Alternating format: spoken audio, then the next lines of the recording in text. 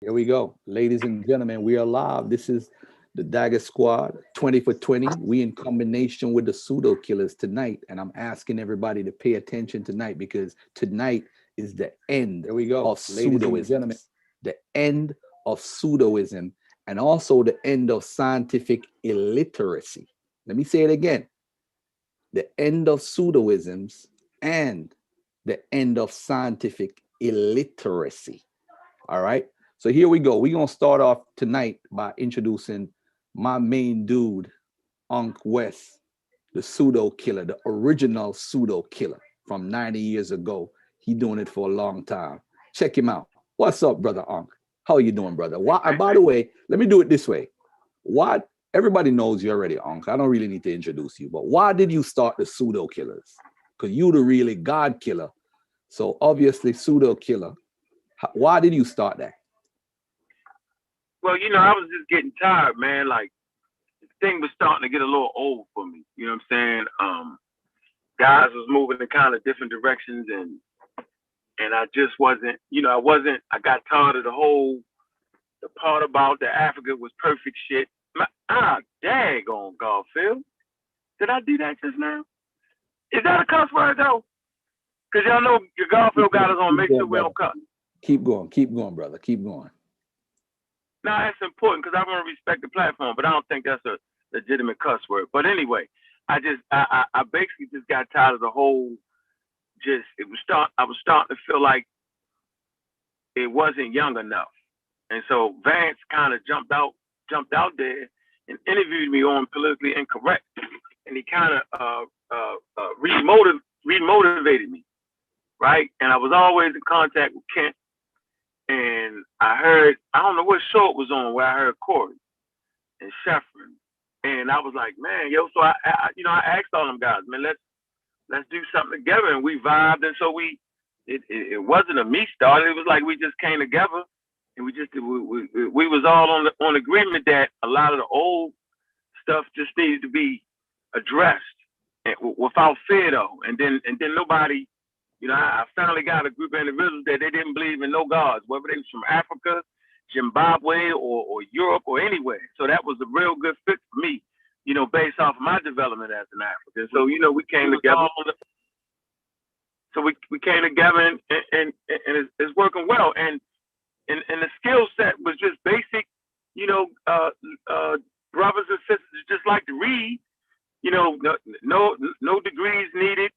Just regular old basic people. So like the Unrun Squad, we had people that was actually, in academia and were on specific things, right? But for the pseudo killers, we just it's an everyday old regular thing where anybody can understand what the hell where we coming from and how we putting it together. So it's just for the everyday old regular person can get it. You know what I'm saying? We can learn this. We can be scientifically literate. We were all science advocates. We all advocated science.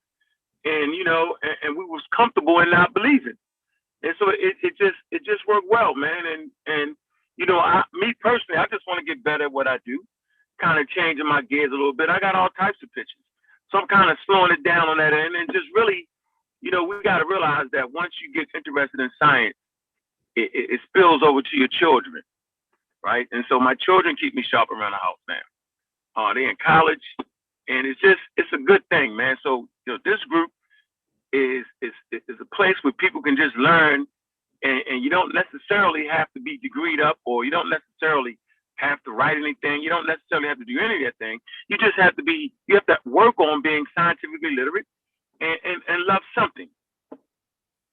Love something in science. Like I love anthropology. Evolution. I love it. Right. Because for me that's the start of African history, man.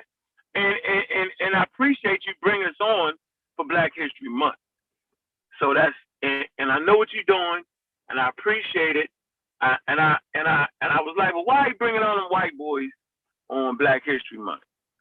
And then I had to sit and watch and realize that you was really up in the game, because these are the things that Black people need to be familiarized with, so that when they do speak on Black history, they get their thing right. So I think that was important. People didn't see that angle, but I'm a sharp dude. I might not be the smartest, but I'm sharp. And so you brought scholars to the table that kind of helped in our development when we was reading Bart Ehrman and all them. That kind of that put us on that scholastic level. You know what I'm saying? So you bringing them here, during Black History Month, it was really so we could all up our game and just stay in the pocket, man. So yeah, so you can, how about you, Chef?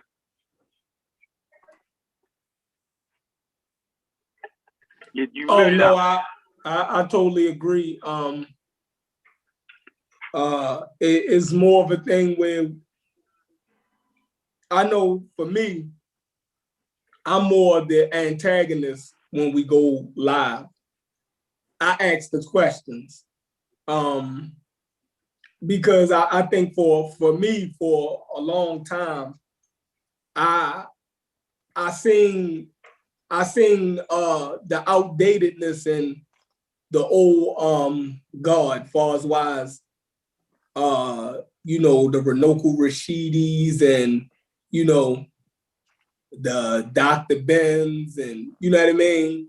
All that old guard, I felt as though it was like you can't present that stuff in a college classroom.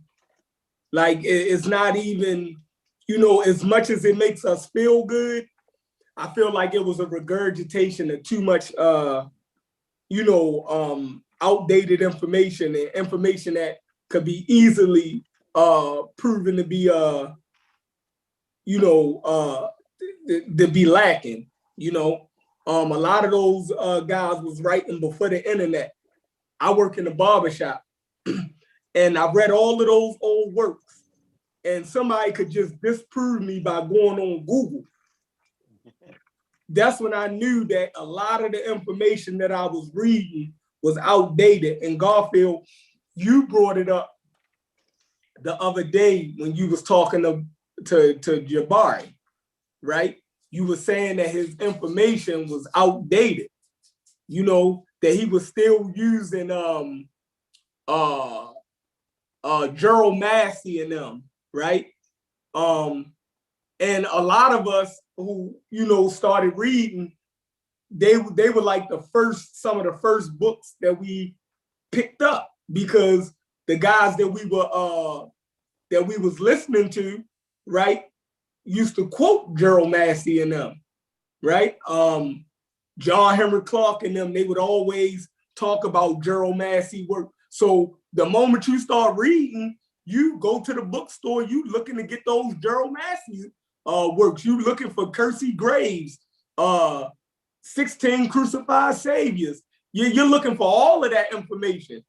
And then once you get in 2020, you realize that this stuff is outdated. So, that's where the pseudo killers come in at. We try to update the information. We everyday people who reading information constantly, and we just trying to get the updated information.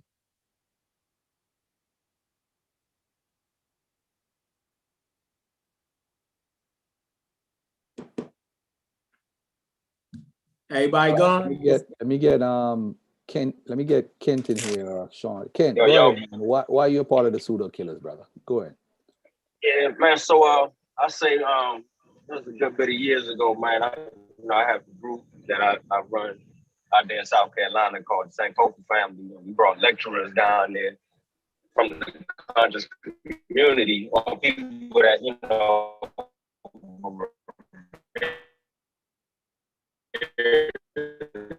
conscious community come speak.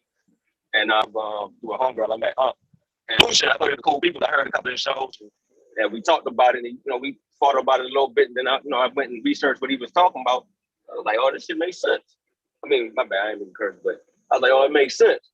So after that, talked to him a little bit longer, man. He started kind of put me on game about the people that I kind of revered in the conscious community had the pseudo information. I was like, nah, not so and so. He's like, yeah, man, he's pseudo. I'm like, what about old boy? He's like, yeah, he's pseudo too. And so that made me start researching behind what they was talking about. And I realized that I was getting all of the wrong books. I needed to get more scientific books with people that, could back up their claims, had sources of evidence, so that just put me on a path, man, to kind of correct the wrong that the conscious community and, you know, just pseudo people, period, put out there in the world and really combat that, you know what I'm saying, so that we could put our children on the right path. You know what I mean? And, you know, the people that's willing to listen and have an open mind and change what they already believe or whatever. But, you know, it's good, it feels good to be around a group of brothers, man, that's intelligent. You know what I'm saying? Like Chef said, we always put each other up on new books, new videos, you know, the scholars, you know, he already hollered at you about, you know, different people that we want to talk to. So, you know, it's just a good environment, good crowd to be in or whatever, man. And thank you for having us on and all that too. All right, cool. What about let me get my brother in here, man, because he be having the most Truth. talk in my chat, man. He be having the Truth. most talk. I'm talking about bro. no, not truth. I'm talking about Corey, man. King Kong Corey. What's up, man? Why are you a part of the Pseudo Killers? What do you bring to the table? I just appreciate what I saw was you know, a group of fellas that was willing to have a conversation, an intellectual conversation, an intelligent conversation. You know, I come from the streets. You know what I'm saying? Everybody I went to school with, everybody I grew up with is either dead or in prison right now. You know what I'm saying? And so, like the scientific conversations, the intellectual conversation, I don't get to have that in my everyday life. You know what I'm saying? With the people that's in my everyday circle. You know what I'm saying? And so I've always been a astrophysics enthusiast my whole life since I've been a little kid. You know what I mean? I've always looked at magazines with that being the topic. I always liked science fiction movies. You know what I'm saying? I was just a astrophysics enthusiast, and you know, nobody that I grew up with was into that. You know, nobody read those types of books that I read. You know what I mean? And so, you know, as I grow older, you know, I got into consciousness. You know what I'm saying? And then so me growing older and maturing and growing into consciousness, I came across the channel, The Real Black Atheist. And man, it just floored me because Unc was on there talking about a lot of the stuff that I was reading about. He really wasn't touching on the astrophysics too much, but he was hitting on the evolution and just scientific literacy, period. You know what I mean? And so I believe Unc heard me on your show one day. Garfield, I came on your panel.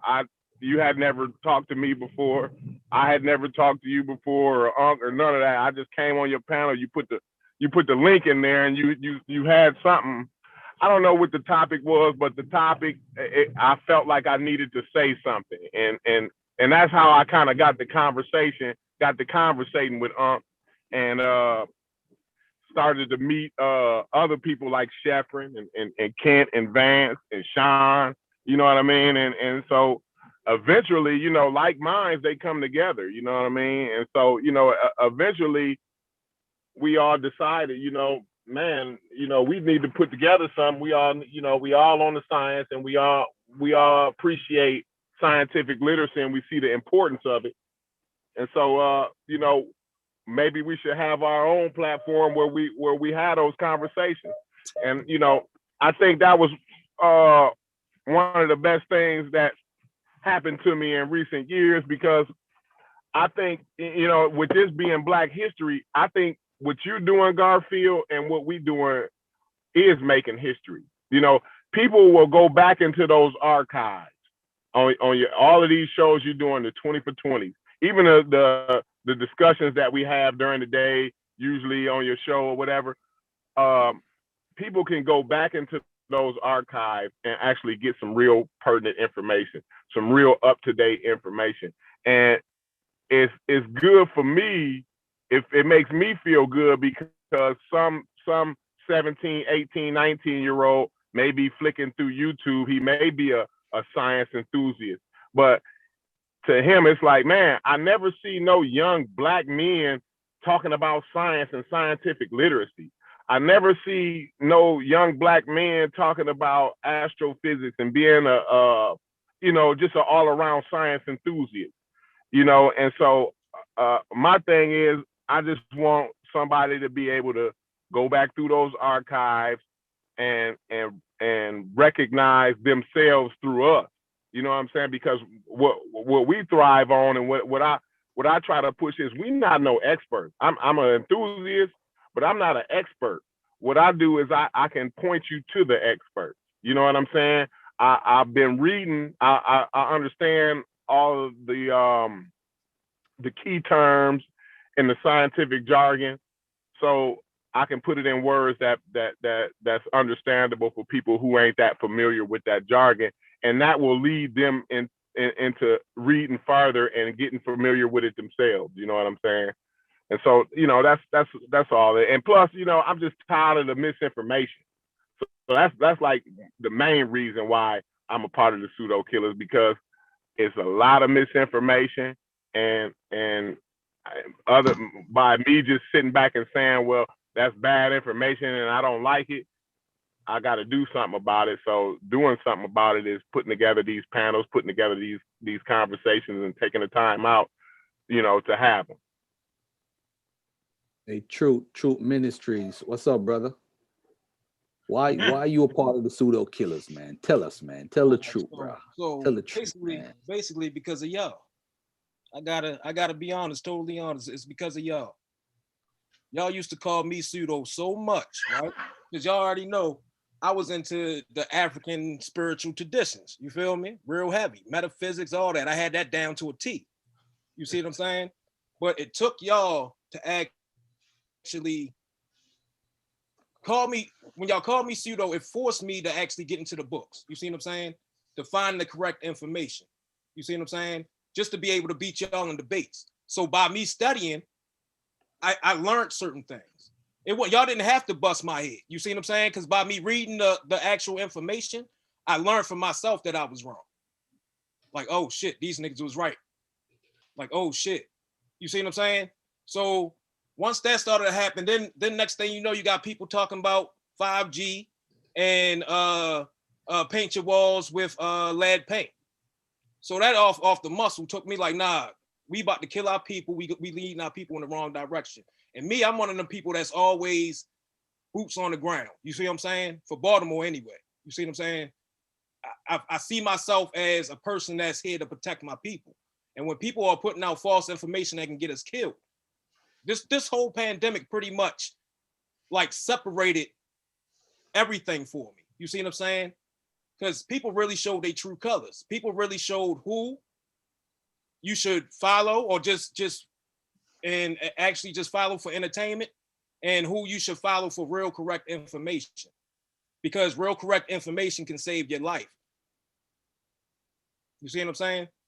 So that's really why I do it. I'm just in search of the truth. You see what I'm saying? Always have been. And these brothers are just more in line with the truth than anybody else. You know what I mean? So that's pretty much why I joined the Pseudo Killers. Wait, hey, Garfield, Truth ain't gonna tell you, yo. I had to keep him off your ass, yo. Like, he was calling me up saying, yo, I'm gonna fuck. Oh. He was like, Garfield, yo. He was like, man, why your man keep doing that, yo? I was like, he not, yo. Yes, he is. Man, I can't stand Garfield. Y'all was like, oh, he was like it was sir. I was like, no, hold on, yo, you can't do that. And I say, come on, yo, we from Baltimore, yo. That ain't how we do that. I say, but you is a little pseudo. What? I say, yeah, yo. I say, trust me, yo. He ain't. I said, he just trying to show you something, man. Nah.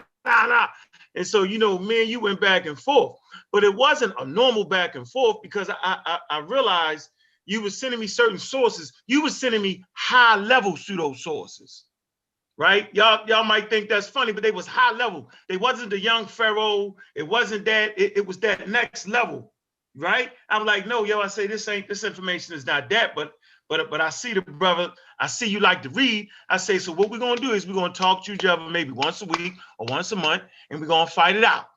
And so we actually did that. But based off the fact that he liked to read and a ferocious reader, it didn't take long for him to he just caught on. Like he was already ready for that moment because he read. And his reading comprehension was great. He just had the wrong information. So it was so for him, it wasn't even a transition. It was like it was smooth. But he was mad at you though, Garfield. If not for you, Garfield, he listen, man, he might have still been fighting for the rights of the pseudoisms. No lie. That's why I called myself Truth Ministries in the first place. I wanted to teach that spiritual side, like that metaphysical shit. Yeah. You feel me? That quantum physics, what's it called? The Christ consciousness. Oh, Lord. I was there, bro. I was there. That was me too at one point. Hey, but let me get brother Malcolm just jumped on. Let me hold on, Sean. I'm gonna let Sean speak last because we know everybody knows Sean already. But brother Malcolm, man, when he came in, he added another spin to the whole conversation, our community, because this is a brother that's there in the field on the front line fighting this whole COVID nonsense and all the misinformation. So Malcolm, I'm glad you were part of the whole thing. You know what I'm saying? So what's up with you, brother? Why did you join the Pseudo Killers?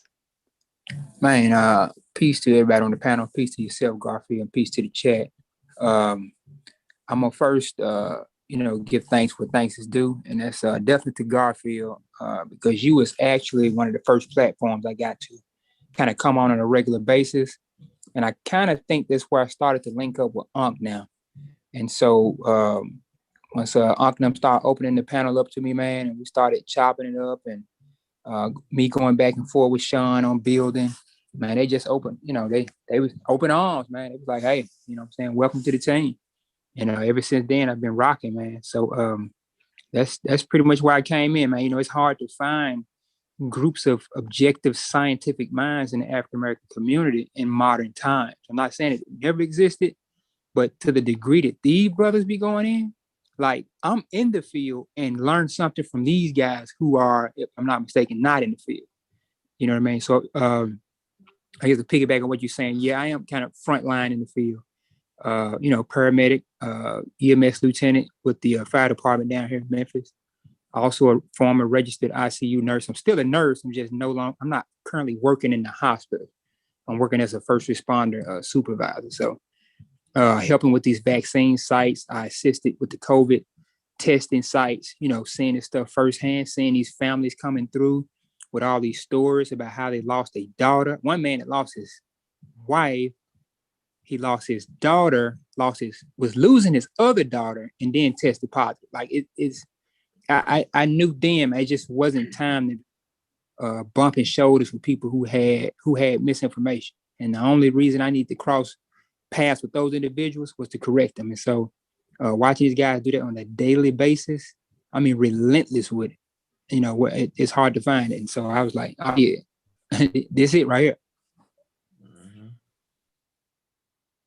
Where you at, Sean? Yeah, Sean, come on in here, man.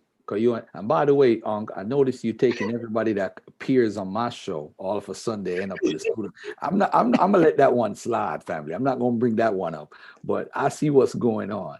But anyway, Sean, Garfield, you the calming why? down, Garfield. Go ahead though. Yeah, that's a good, you could be a politician with that comment.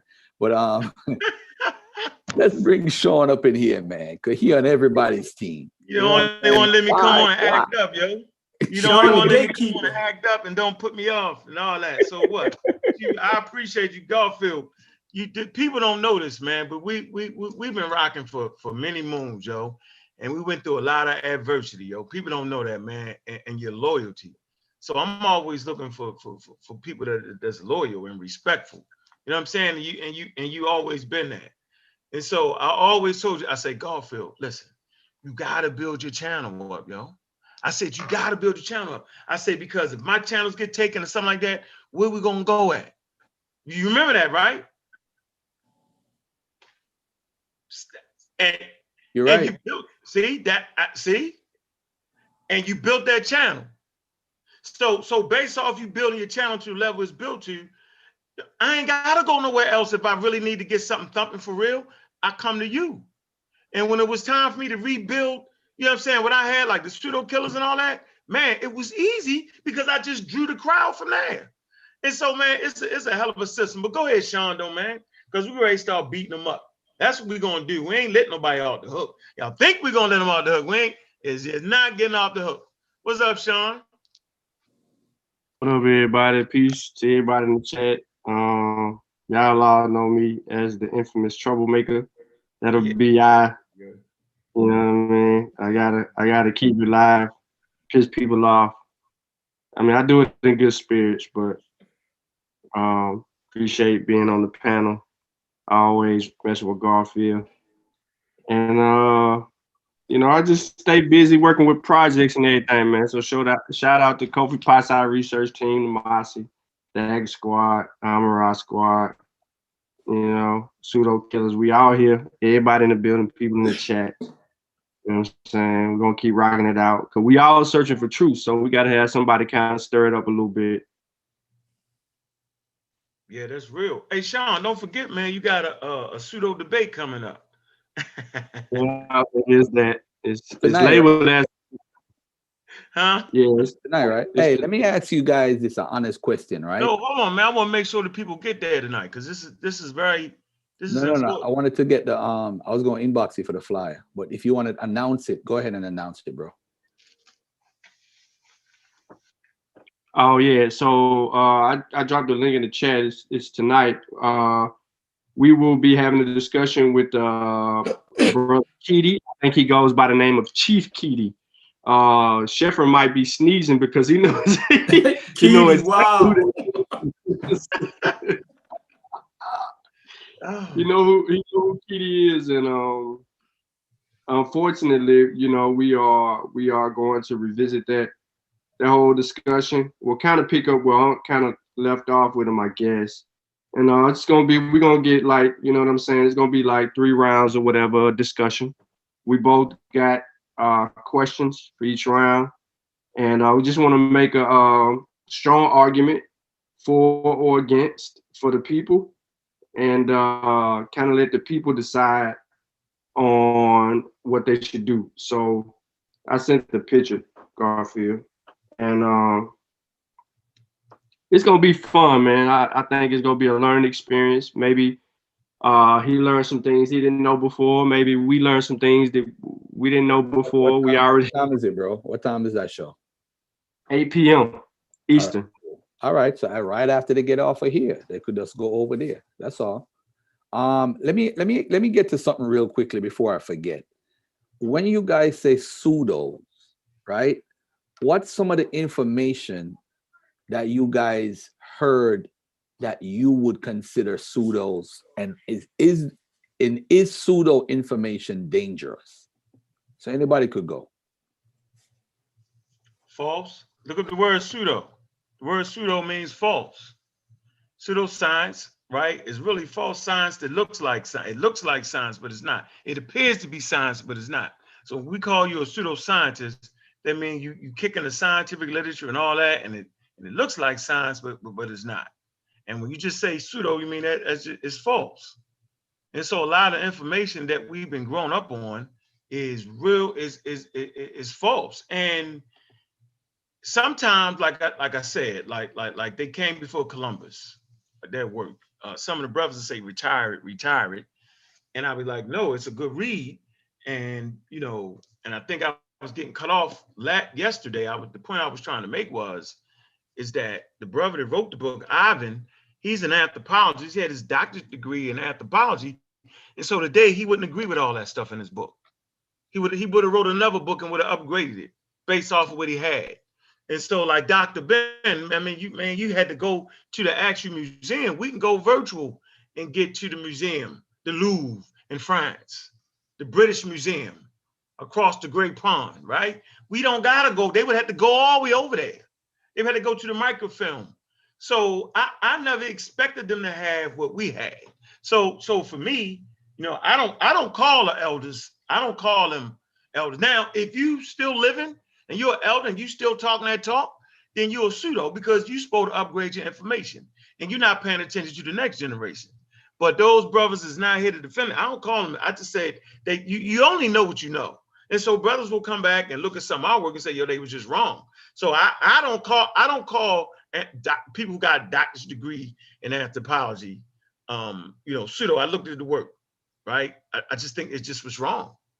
Dr. Ben, for me, he put me, on evolution, and Charles Darwin and who else? Oh man, I can't even think. Albert Churchwood, John Henry Clark. They put me on these people. They the Golden Graph, all those books, right? Kersey Gray, 16 Saviors. Clark put us on all that, right? But he put us on all that so we would be familiar with that. And so as more available information came around, we could do what Chef and them like to do, get that stuff out of here.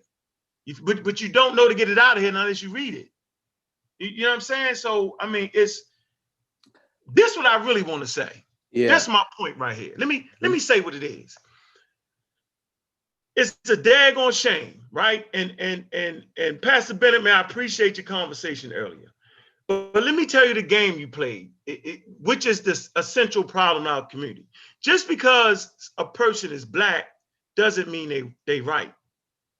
And just because a person is white doesn't mean they're wrong. And so we would never judge like that. The sister, Sean has a name. I had not committed the name to memory. The sister that's head of the team for Moderna, the scientific team for Moderna, she said in her interview, the lady was like, I'm going to take the Moderna vaccine, right? And she was saying it because the lady was Black. And she was saying, no, don't take the Moderna vaccine. You know what I'm saying? Because of me, take it because the information is right on the vaccine. And that's the mindset we got to have. Now, that doesn't mean that we don't have admiration and strong feelings towards our African brothers and sisters on the continent or the African brothers and sisters in North America. That's not what I'm saying. I'm saying is never allow pseudoisms to run your world. So remember, it was pseudo when they said that we had big lips and dark skin and all of that. That was the pseudo claim right there. Okay, so now we start making determinations based off of the racism, white supremacy. Like there's all of a sudden there's a race now. And so our determinations is based off of that. Like since it's Black, it's going to be right and exact. No, see, that's the wrong approach to take. So you don't lose love in your heart for your people when you get the truth. And so for me, Black History Month has to be based off the truth. There is no way. It's not Black history. It's called the Black lie. You get my point? Like Black history has to be based on the truth, because if it's not based in an available information and the truth, then you're just like the Europeans then.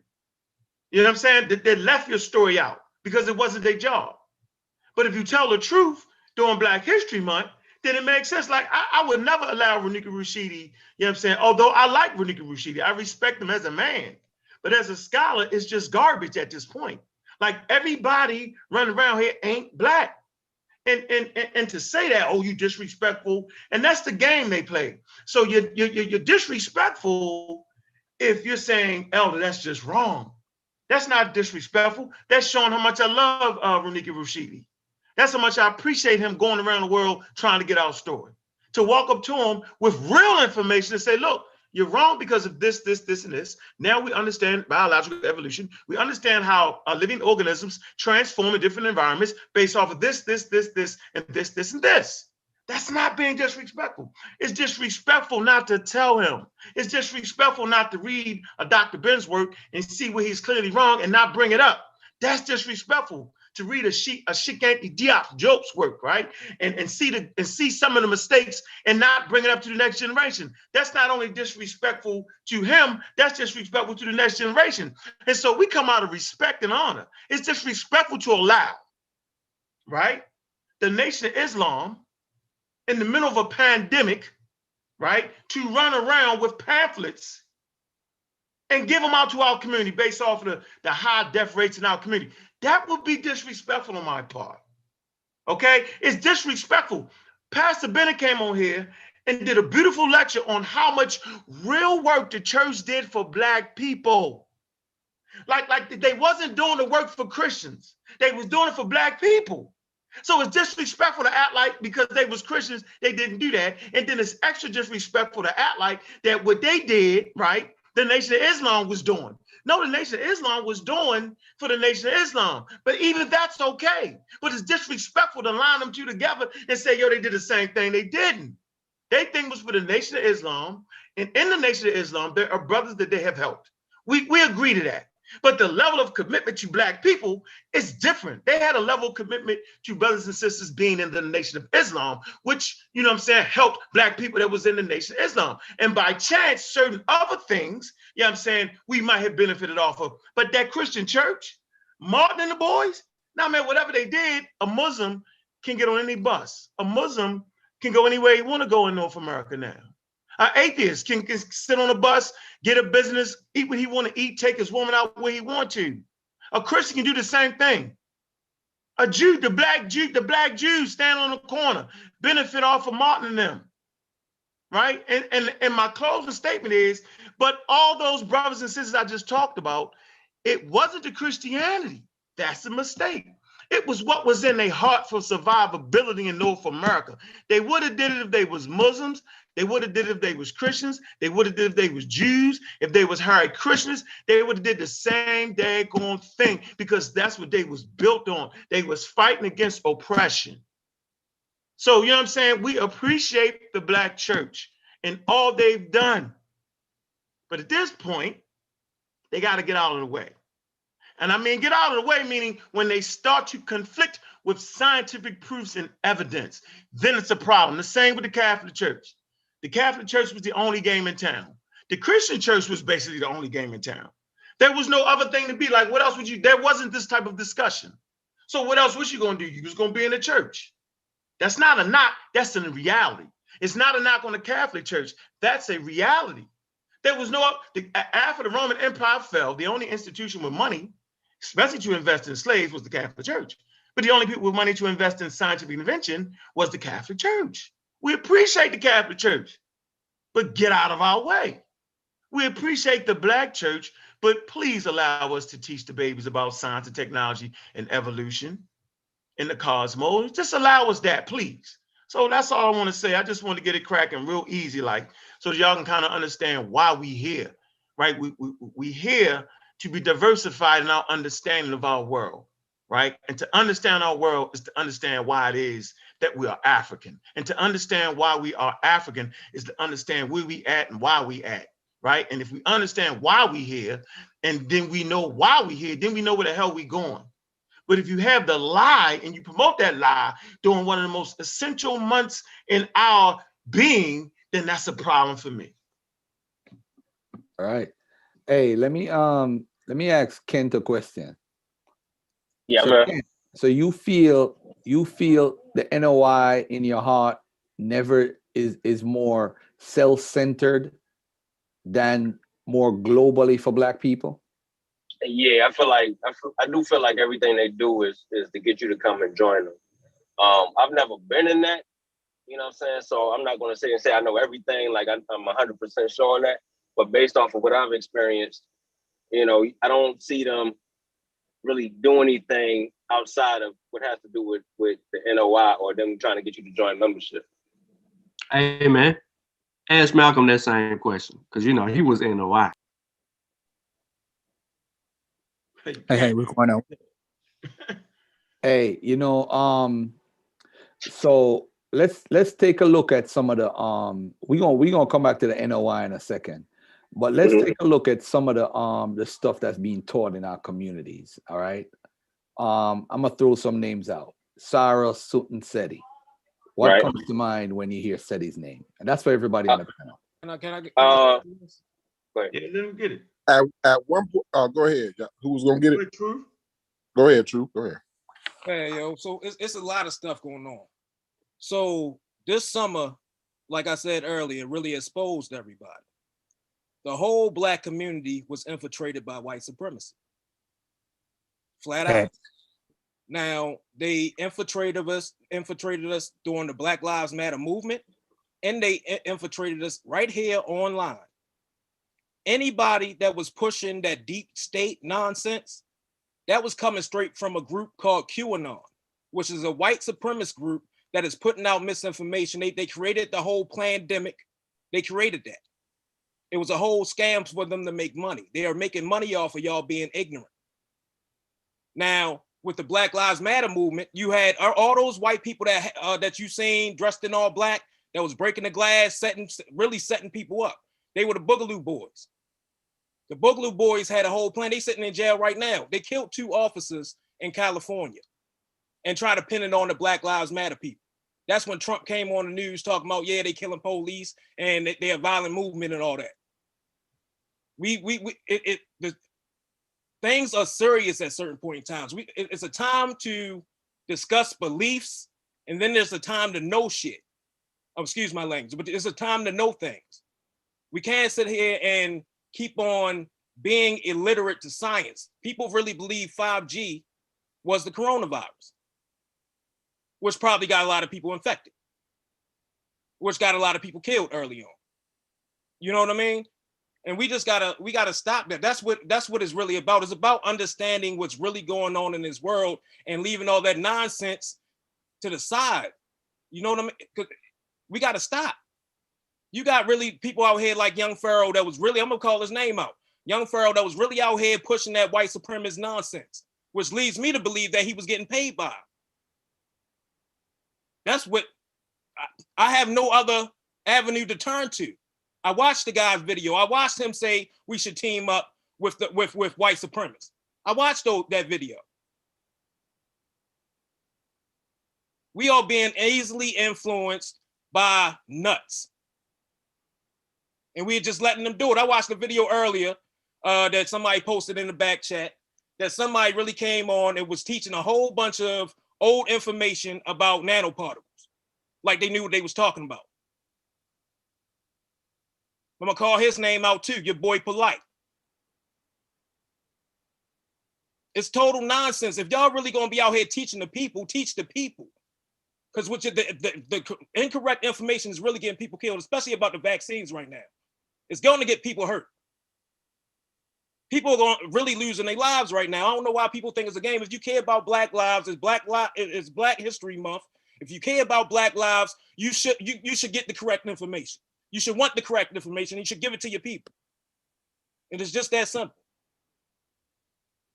But back to what you were saying with the NOI, Garfield too. No, he was talking about SETI. Yeah, well, okay. We go to SETI. When he said, "What's the first thing come to your mind when you hear SETI?" A raging lunatic, man. Like, nah, but I rocked with SETI back in the beginning too. As far as I liked his videos and stuff, and what he was bringing. But at the time, I didn't know no better. You know what I'm saying? A lot of the stuff that he was saying was, there was a lot of rah-rah. But, he was hyping people up for, to do what exactly, you know what I'm saying?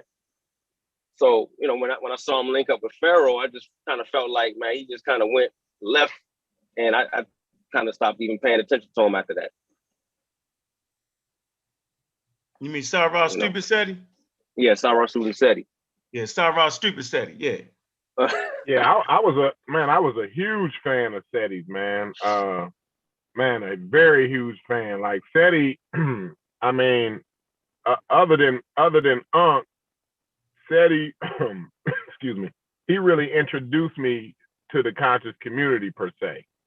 I saw SETI on Brother Unc's cable show. I think you used to have a cable show, but I think somebody was recording it and putting it on YouTube, and I saw SETI come on to your show. It was with you and Black Sun, and yep. I only think Black Sun was on there that time when SETI came over. It was just me and SETI, I believe. Yeah, it might have been, but it was that show, and man, it just, I mean, his spirit, like, not spirit like in the spooky way, but like spirit like in school spirit. You know what I'm saying? Like that kind of spirit. Like his spirit for the Black community was just something that I had never seen before. You know what I'm saying? I done seen, I revere, one of my favorite people is Malcolm X, man. I done seen a lot of his speeches. Malcolm X speeches, a lot of that, and they all moved me, believe me. But the thing is, like the way SETI came with his cadence and how he delivered, and the way he put the emotion behind what he was talking about, excuse me, man, it just drew me in. And that was, you know, that was what made me awaken to actually look at the Black community and understand our plight or our situation in North America. I started to want to, he made me start to want to understand our situation here in these Americas more. And he drove me to get that better understanding. When he hooked up with young Pharaoh, I mean, when the thing is, once he started going against the Amin Ra squad, it just didn't make no sense to me. You know what I'm saying? And then he started, you know, after a while, after I was listening to him, I kind of knew a lot of his stuff was was kind of propaganda, but I didn't care because it sounded good and it made me feel good. You know what I mean? I didn't really care that it was so pseudo. But he started to jump off the deep end once he got with young Pharaoh, you know, and then he didn't want to, you know, because I never realized that he didn't deal with evolution like that. When he revealed that to me, that really set me back. I always thought, you know, he was an atheist and he dealt with evolution because I heard him have conversations with Unc a lot of times. Maybe I wasn't hearing the conversations right, or maybe I just had my own assumptions or whatever. But I always thought I thought he dealt with science up until they was outside of an event. I think Sinetta was having an event and they was outside and they was, you know, they was passing the mic around. It was young Pharaoh, Seti, Unc. I think Rob Bourne was out there. There was a lot of different people. Garfield, I think you was out there too. And he started to spew the information about Kanoum and the Potter's Wheel, and you know, and then Dr. Ben didn't say that, and you know, and I'm like, oh my God, Seti, you know, and after that point, once him and young Pharaoh, they started showing the alien pictures on Sinetta and all that. I was no longer listening to him anymore. You know, I couldn't put it past, you know, and then he wasn't even talking like the historical propaganda no more after that. You know what I'm saying? And that's the only thing I really appreciated him was his historical propaganda that he spewed. You know what I'm saying? And I thought that was really good for the Black community because in other communities, everybody make money off of their propaganda. You know what I'm saying? Chinese make money off of their propaganda. You know, the Greeks and the Romans and all these Europeans, all that, they make money off of their propaganda. The French and everybody, they make money off of their propaganda. You know what I mean? And so I felt like, you know, how come Black people can't have their propaganda? And I felt that Seti was one of those ones that filled that void. You know what I'm saying? But he jumped off the deep end, you know, to end it all. You know what I mean? He just basically jumped off the deep end. I feel like part of the problem with Seti was he was so biased against white people, like just believing that all of them was evil and stuff, that he wasn't able to even upgrade his own information and listen that some of the white people had some of the pieces that he might have been missing. You know what I'm saying? So when Unc would come to him about evolution, he's like, nah, that Darwin, that's the monkey man and all that shit. You know what I'm saying? So sometimes, you know, like Corey said, the propaganda is good, but when you go so far to where it just stops you from even being able to listen to other people's information, that's where I feel like he just, you know, his growth stopped. Yeah. You know what I'm saying? He wasn't able to receive some of that extra stuff that the white boys had some powerful stuff. You know what I'm saying? We had powerful stuff too, but like you can get something from everybody if it's correct, you know? As long as it's correct, yeah, no doubt. You can get something out of everything. You know what I mean? It don't matter. You know, like I said, we deal with science over here, so we know it's only humans on this. You know what I mean? We only got the human family, and the human family only got his fellow humans to look out. Because white people don't know everything. Chinese people don't know everything. Indian people don't know everything. But when we all come together, we know a lot, right? So you know what I'm saying? Instead of us being separate and he white. Oh, he Hindu. Oh, he Mexican. You know what I'm saying? It's unscientific. You know what I'm saying? You don't get nowhere like that. You know, nobody knows everything. Nobody can survive in a vacuum. You know what I'm saying?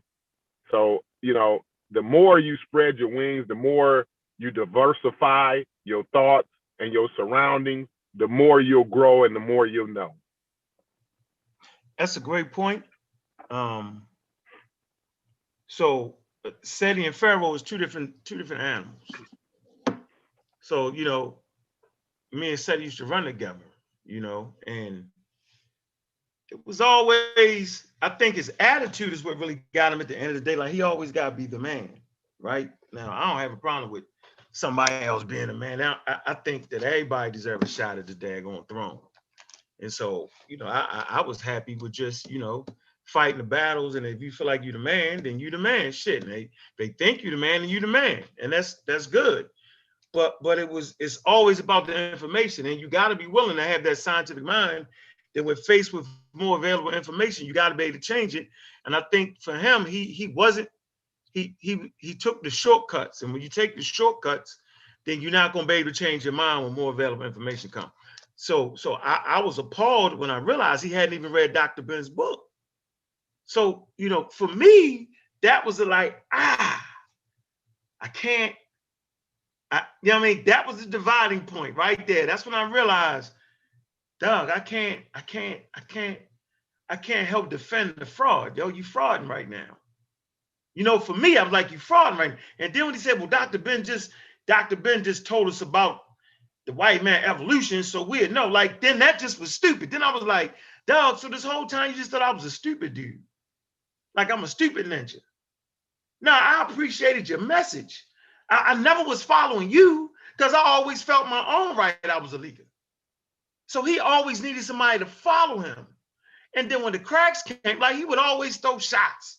We'd bring him on the show, he'd throw a crazy shot against science. And everybody would be like, look, yo, we're going to beat this dude up. We're going to finish him off. I would always keep everybody off of SETI for years.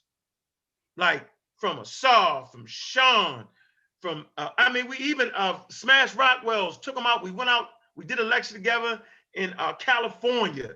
You know what I'm saying? Would always show him love, just based off what you're saying, Corey. You feel me? But he was always needed to be the only voice in the room. And a person always wanting to be the only voice in the room, he can't get other people's voices. You know what I'm saying? So when he was acting like he was taking the throne, when Dr. Ben died and made it seem like he sat at the feet of Dr. Ben, I was like, dog, I don't need to be in the dude line. Like, I don't need, like, that's not good for me and where I'm at. I'm not comfortable with being around him like that. And y'all can all go back and look at that show. It's on Sarnetta Joint, right? I think it's called It's Set in Evolution. And I'll never forget, I was on there being my normal nice self to him, because I'm gonna be nice to you. And I'm gonna rock you all the way to sleep till you just doing a little bit too much for me. Then I gotta be me all the way. I gotta just let it out. I just got to. And Reggie was like, look, Reggie called me on the phone. And y'all can look at that video. I'm on the phone. Said he talking crazy. He talking crazy. He was like, Reggie was like, look, check this out, bro. If you don't beat him up right now, yo, the people will never see you the same again. And I was like, yep, I know what I gotta do. So I just turned it over right there. I immediately started beating him up. Because I told him, Doug, I got the presentation. Yo, let me do my presentation. He's still talking. I said, come on, Doug, I'm gonna beat you up. Kept talking. And for a minute, I said, well, maybe I kind of understood the value of what he was doing for the people. See, that's another thing. I felt like he had value, right? But then I had to realize, yo, at a certain point, yo, you got to separate yourself. You know what I'm saying? For your own growth. And for me not to separate myself so that I could grow as an African, as a human being, I had to beat him up. I had to let him know, look, Doug, I always got the super fight, you know that. But I got that homework though, bro. And I got the same homework from the same books that we both supposedly read. Don't make me get you. And he made me get him. And so y'all watch that video. That's when he realized that Unc is taking the gloves off. He took the gloves off. He misread the situation of who I was the whole time. And I see most people do that. They misread, you know, y'all say that Unc don't be nice. No, I really am a nice guy. I really be chilling. But most people misread me and they underestimate me. And so in that moment, he underestimated, and that's when we clashed heads. So by the time we got to New York, right? Matter of fact, we was in New York when I did the presentation, But by the time another time we came back to New York and we did the evolutionary conference, and you see him out there. We was actually paid to be out there. You see him out there, and he sided with young Pharaoh because he thought young Pharaoh had something, right? And that's when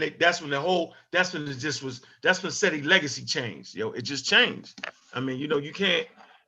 That's the time where you got to tell a young brother the truth if you care about the young brother. So I cared about the young brother to tell the truth. You know what I'm saying? Like you gotta tell the truth. I'm gonna say something you probably never heard before. I don't think any of SETI's information is good. I'm gonna say it again. I don't think any of SETI's information is good. And the reason why, I remember when I was researching Sumer, and I decided to go look at some of his videos and information. I couldn't use it. His information on the Bible, couldn't use most of it, because at the end of the day, it comes from the same Gerald Massey lineage of information. So I couldn't use it. So you see, a lot of things that I come out with, people see it as being jealous or envious of this guy because he might be a little bit more popular or whatever. The bottom line is, though, I haven't changed when it comes to the Egyptomaniacs. I haven't changed. I think Dr. Ben is turning in his grave right now. Oh, shit. I think he's turning in his grave, man. I'm serious. It's crazy. Well, you got a point, Garfield, but I'm saying that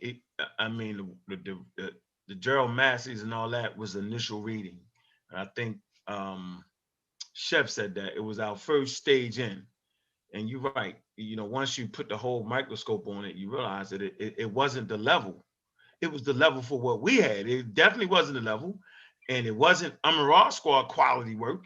And it sure as hell wasn't Pseudo Killer quality work. And it wasn't the Massey quality work, nor MBK quality work, nor Kofi Pasai research quality work.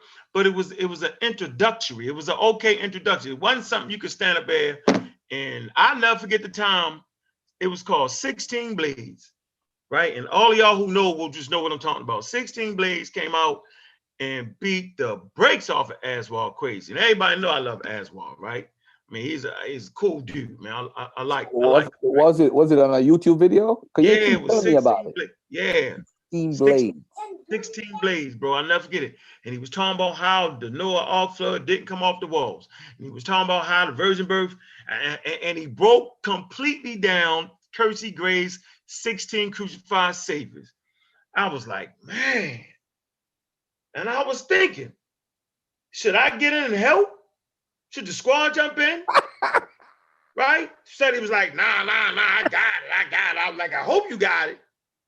Because white boy was lethal with it. And he was right, though. Said he came on there, didn't address the thing, and it was googly gosh. You feel me? So at that point, I was like, man, you can't even yeah, that's that feel-good information. And so Black history shouldn't be filled with feel-good information. Like this. And I'm gonna let Corey and them jump in. Yeah, before you even go there, think about this for a second though. The people who are pushing the negative or the pseudo information are more popular. Yeah. I remember I had a slogan where I used to say the pseudos are winning.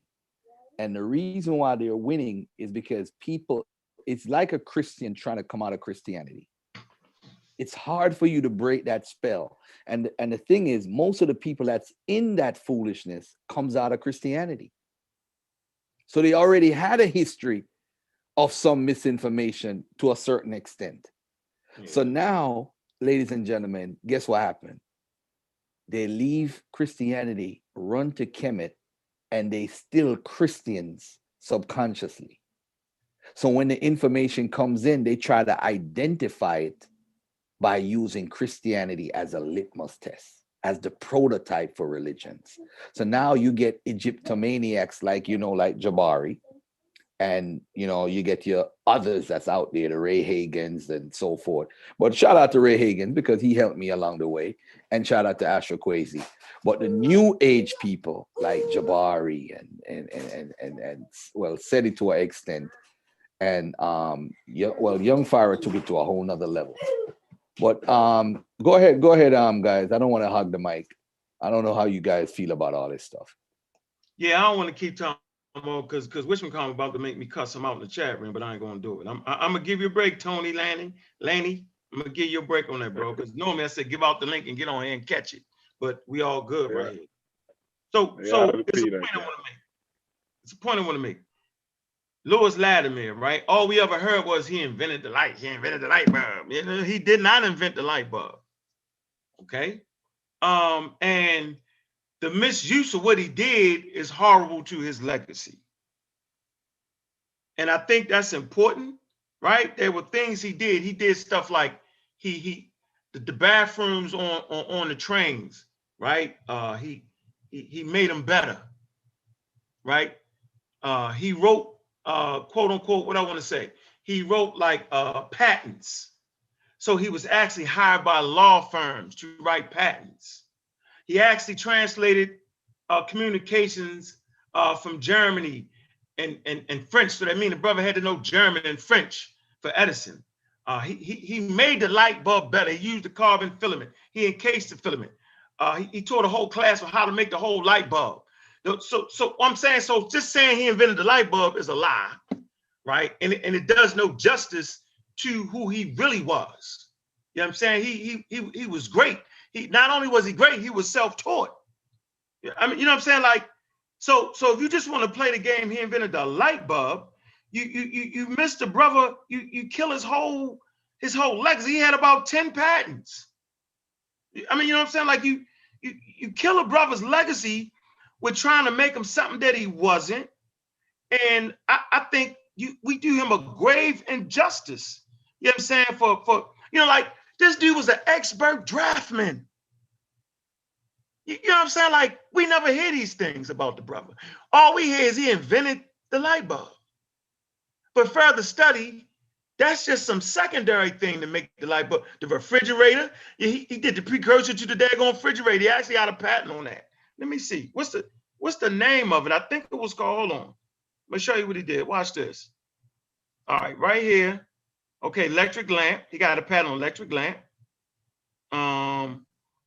The process of manufacturing carbons.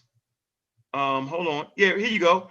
Early air conditioning unit apparatus for cooling and disinfecting. Yeah, come on, man. Like, that's serious. That's serious right there.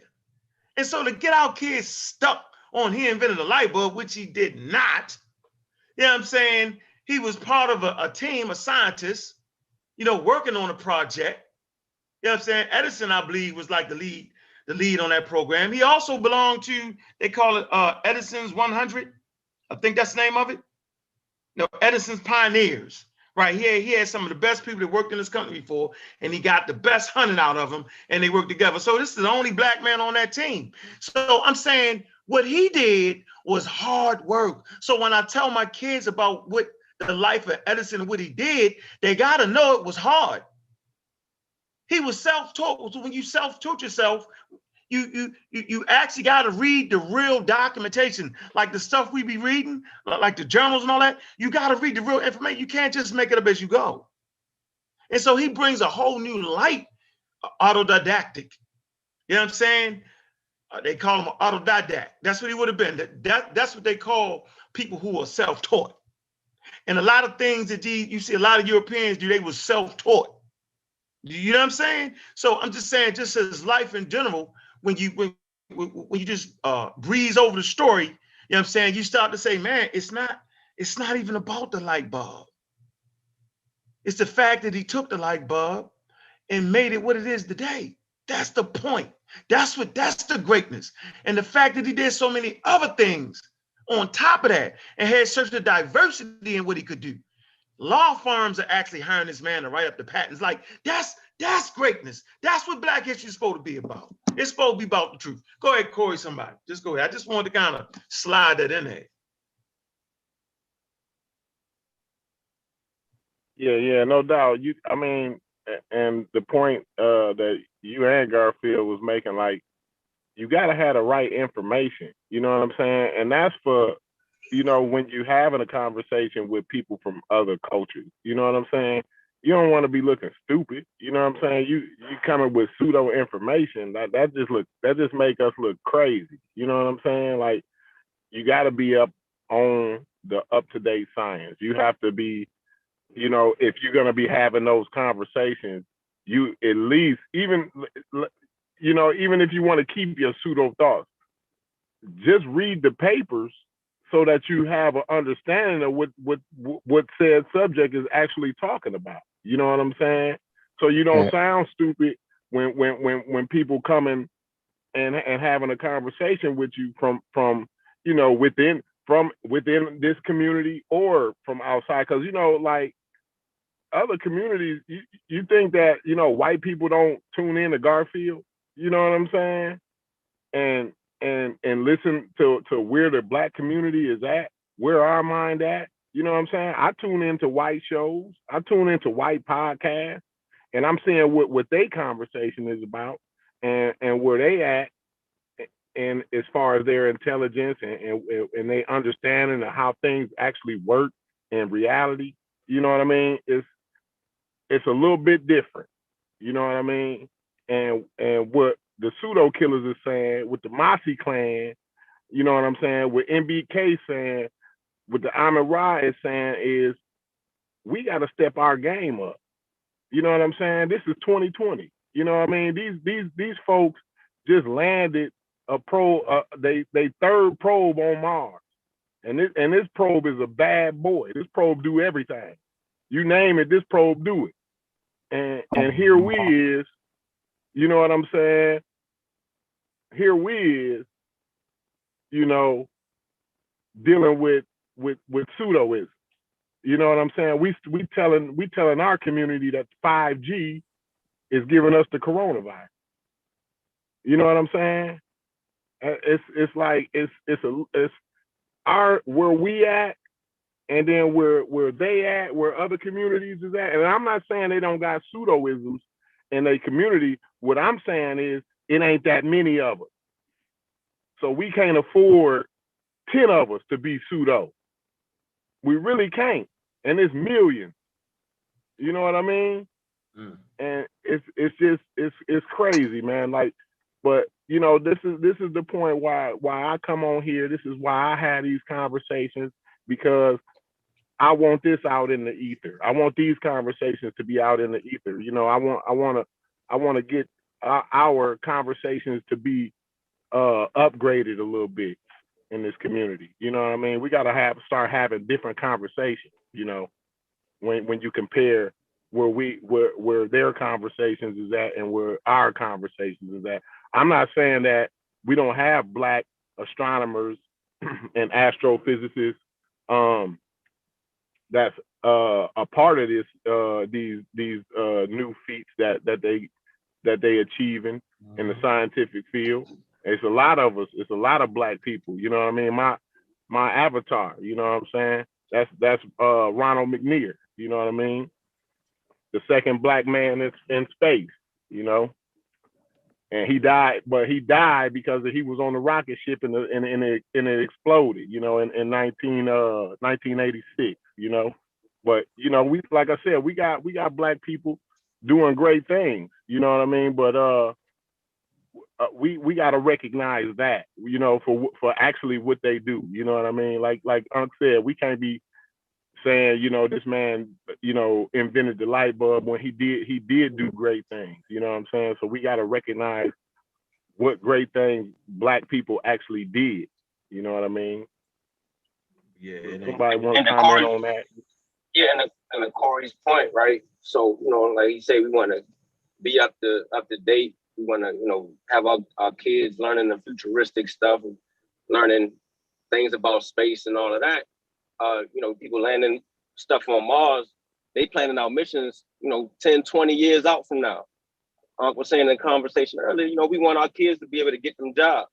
And the only way they can get them jobs is if they have a realistic view of reality, of nature and stuff like that, So, I mean, that's just part of the reason I like being part of it, man, is getting our people ready for that.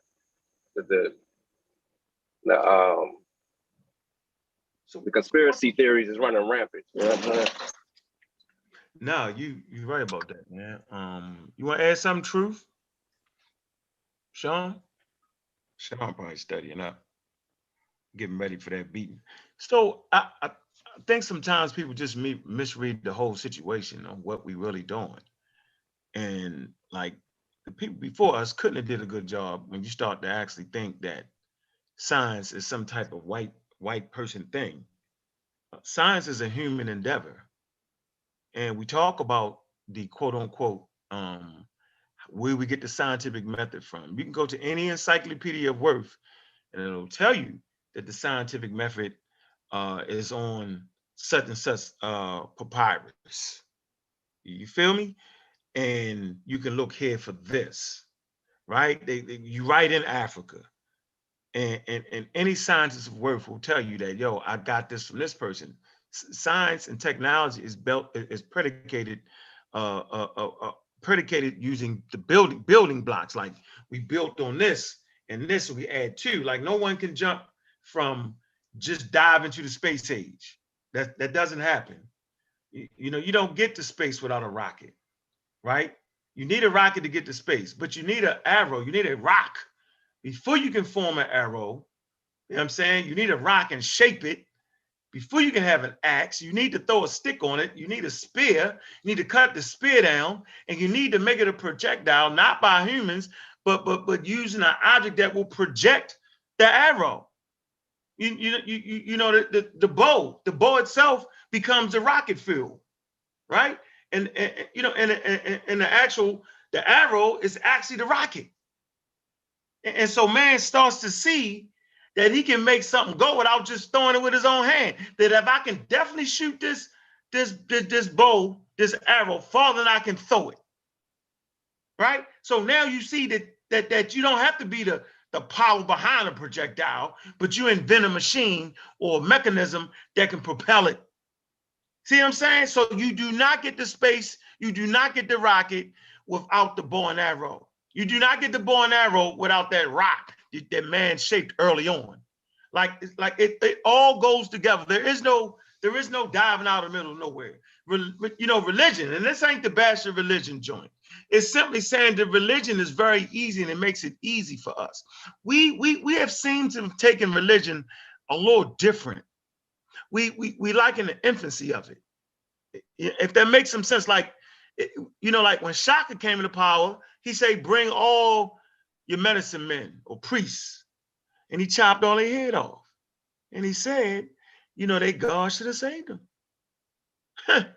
What he was really saying was that we're going to work on science and innovation in the Zulus. So that's what he was. They was the most technically sound people in the area, and they dominated based off of that. And most people don't even know that story, but that's exactly what it was. You know, we end up getting dominated by those who had better technology. So go ahead, Mark. You want to say something, Malcolm?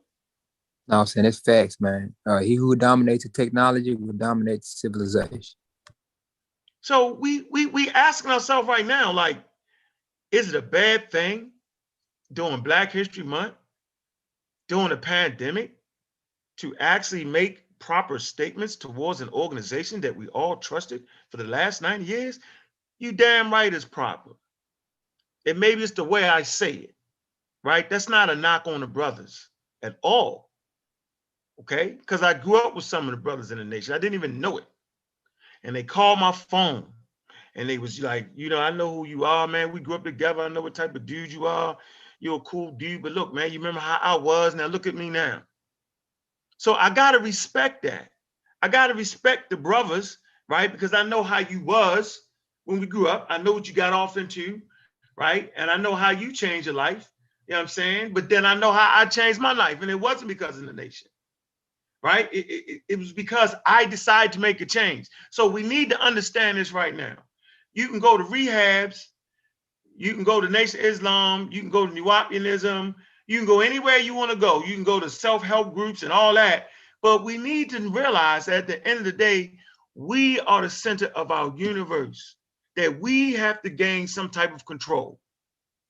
That it wouldn't matter what we was, When the African has control of what he's doing and understanding himself, then the African can do a lot of things. It's been proven. So whether you think you need religion, at the end of the day, you need to have discipline and control over what you're doing. You need to have focus. And so why was the Christian church so effective? They wasn't effective because of what they believed in. They was effective because they were great planners. That they were great visionaries. They knew how to run a meeting properly. They knew how to stay close to science. These are the things we've lost. So the church needs to start reinforcing these things. You know, the church built institutions. That's why they were successful. It was a place where we could meet. They put monies in it. They put monies in the Black community. This is why they were successful. And I don't hear that enough. Well, why was the Christian church successful? Because they was great planners. They stuck with science, Booker T and them, right? STEM program, they did all that. And all of them was Christians. A.J. Gaskin, he was the Christian, that's my man. You know what I'm saying? A.J. Gaskin, Black History Month fact. You know what I'm saying? He actually funded the Civil Rights Movement. I mean, me and Garfield went back and forth on that. You know what I'm saying? Gaskin Hotels, look it up in Birmingham, Alabama. The company, he's no longer here, but his company is still running. A.J. Gaskin Construction Company. Serious dude. So I'm just saying, you know, so we were successful in the past because we were great planners. We dealt with science. There's no 3 golden ages in Egypt without science and technology. You don't reach those golden ages. There's no golden age in Islam without the House of Wisdom and science and technology. So somewhere along the line, since we're in Black History Month, you need to know what really made us great. It wasn't the gods and it wasn't our religion that made us great. It was our science and technology that made us great. And that's a hell of a Black history fact right there for y'all.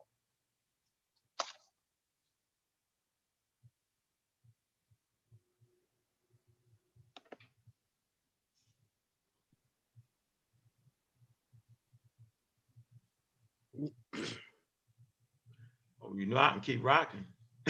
I'll go ahead and say something real quick, because we gotta understand there's a lot of stuff that we need to learn that's actually going on in the world right now. You know what I mean? Climate change. That's something that's real.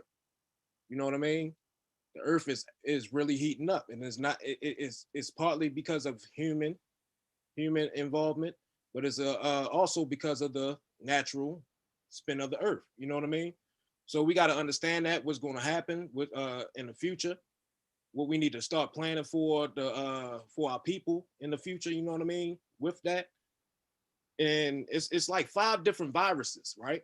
That's getting ready to mutate, other than the coronavirus. We need to learn about that. We need to prepare our people for that.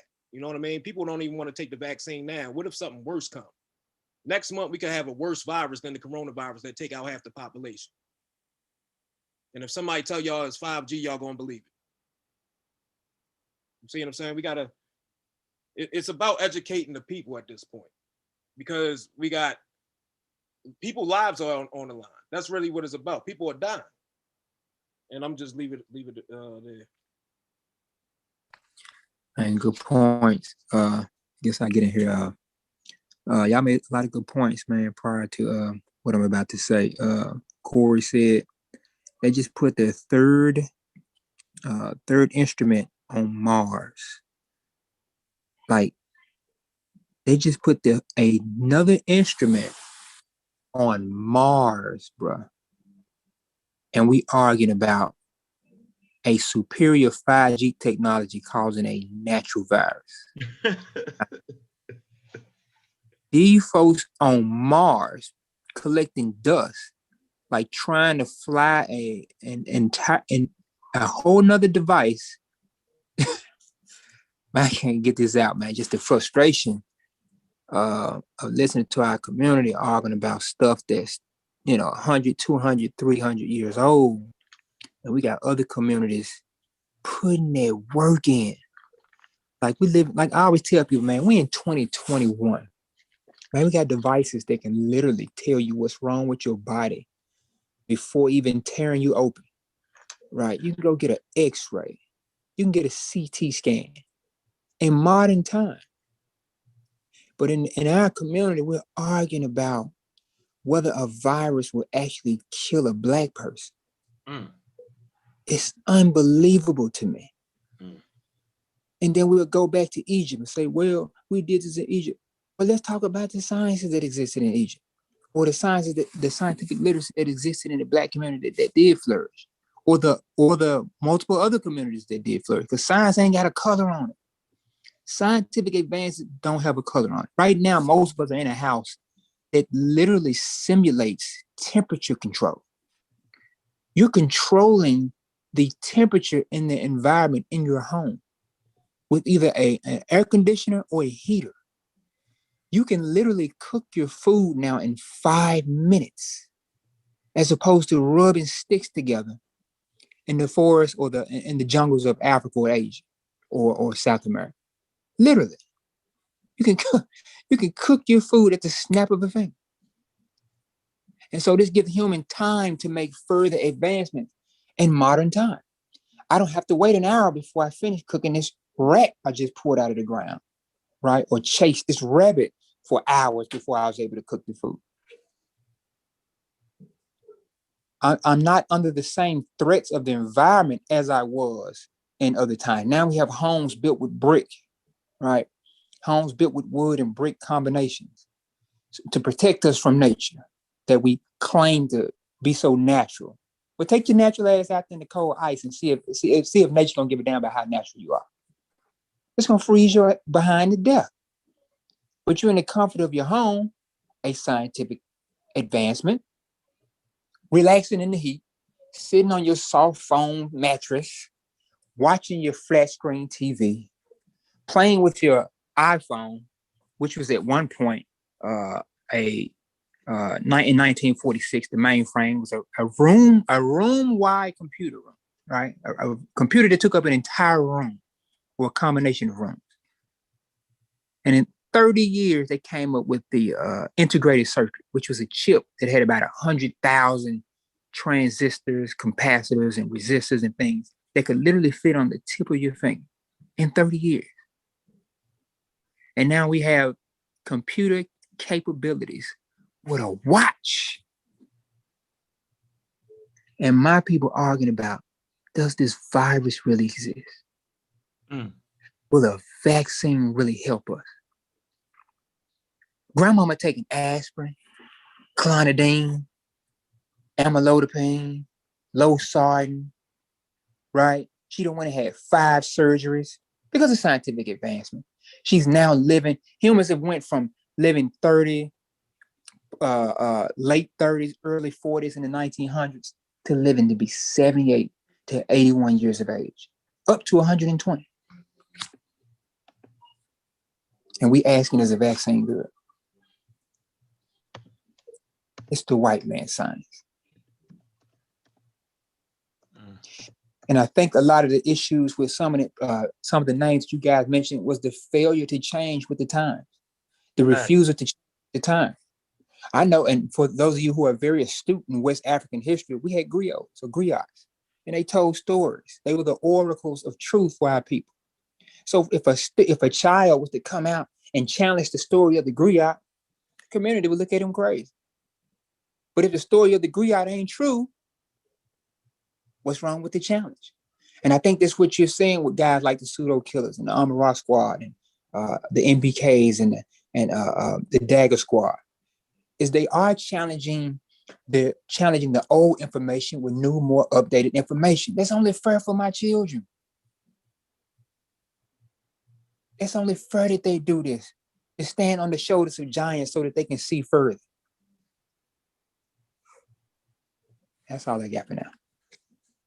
All right, I'm gonna share my screen real quick. Need to share screen real quick. Show you why we fight so hard for science. So right here is the history of the scientific method. Okay, the history of the scientific method considers changes in the methodology of scientific inquiry as a direct form of history of science itself. The development of rules of scientific reasoning has not been straightforward. Scientific method has been the subject of intense and recurring debate throughout the history of science, and eminent natural philosophers and scientists have argued for the primacy of one or another approach to establishing scientific knowledge. All right, so let's come right here. Y'all should be familiar with this. All right. So right here, encyclopedia, Wikipedia, earliest methods, right? So it says there are few. Before let me get it off the screen. There are few explicit discussions of scientific methodologies in surviving records of early cultures. There are few, meaning it wasn't a lot, right? The most that can be inferred about the approaches to undertaking science in this period stems from descriptions of early investigations into nature. Say it again, y'all, for all y'all people lovers of nature. Well, this is how you really love nature. You investigate it. In this period stems from descriptions of early investigations into nature. So our ancestors were investigating into nature. In the surviving records, right?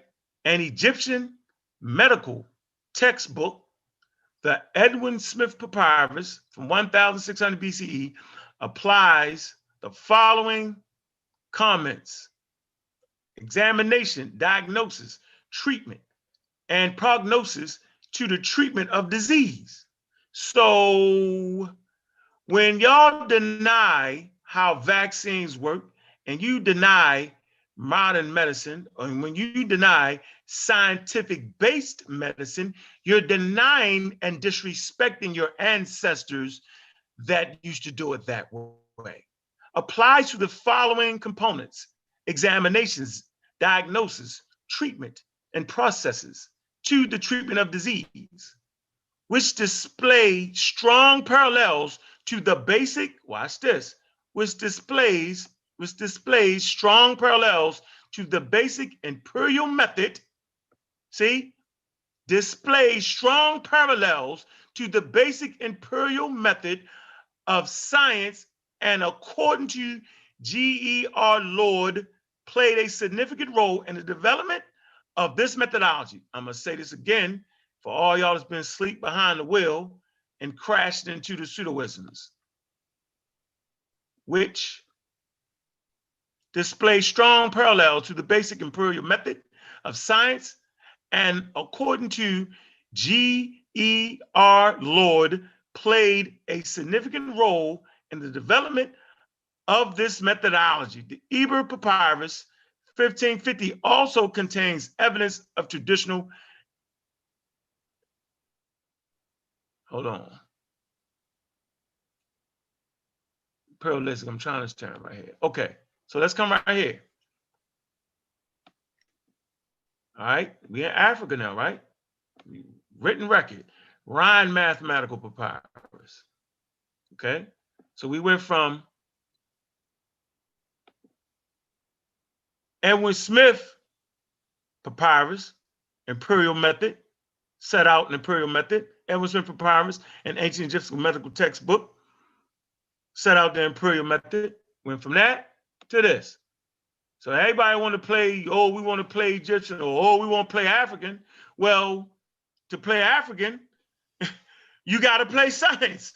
And you can't play science, you got to do science. It says right here, it says, the mathematical translation, hold on, wait, whoa, where I'm at, whoa, hold on.